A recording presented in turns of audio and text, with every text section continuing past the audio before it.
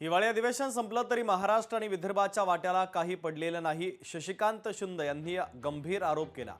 निवडणुका समोर ठेवून काही निर्णय राज्य सरकारने घेतले ते मुंबई आणि परिसरातील लोकांना फायद्याचे आहेत, असा आरोप शरद पवारांच्या राष्ट्रवादीचे प्रदेश अध्यक्ष शशिकांत शिंदे यांनी केले। त्यांच्यासोबत संवाद साधलाय लोकशाही मराठीचे प्रतिनिधी उमेश करंजकर यांनी। पाहूया। आपल्यासोबत राष्ट्रवादी काँग्रेस पक्षाचे आमदार शशिकांत शिंदे सर आहेत। सर, आज हिवाळी अधिवेशनाचा शेवटचा दिवस, कालही तुम्ही ज्यावेळेस परिषदेमध्ये भाषण करत होते, राज्य सरकारने काय काय अजून मुद्द्यांवरती काम केलेलं नाहीये, महिला सुरक्षा असेल, बालकांची सुरक्षा असेल आणि शेतकऱ्यांचा जो मदतीचा मुद्दा असेल तो देखील पूर्ण झालेला नाहीये।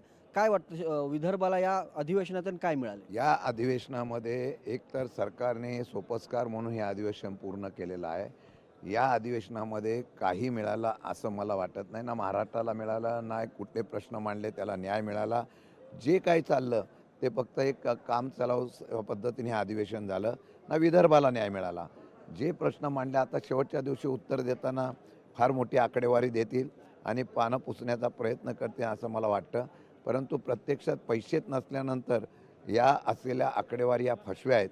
त्यामुळे या अधिवेशनातून फार काय हाताला लागलं अशा प्रकारचं मला शक्यता वाटत नाही। जो निर्णय झाला तो निवडणुका डोळ्यासमोरच झालेला निर्णय चांगला आहे। पागडी सिस्टीम वगैरे याच्या संदर्भात आल्या, विशेषतः या नवी मुंबईमधल्या घरांच्या किमती कमी करायच्या, सामान्य लोकांना ज्या आवाजसौ सिडकून लावल्या होत्या, आम्ही आवाज उठवला होता आणि त्या संदर्भात त्यांनी कमी केलेले आहेत।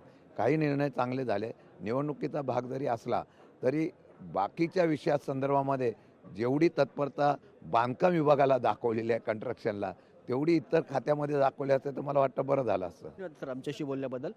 कॅमेरामन राजेश सोबत उमेश करंजकर, लोकशाही मराठी, नागपूर।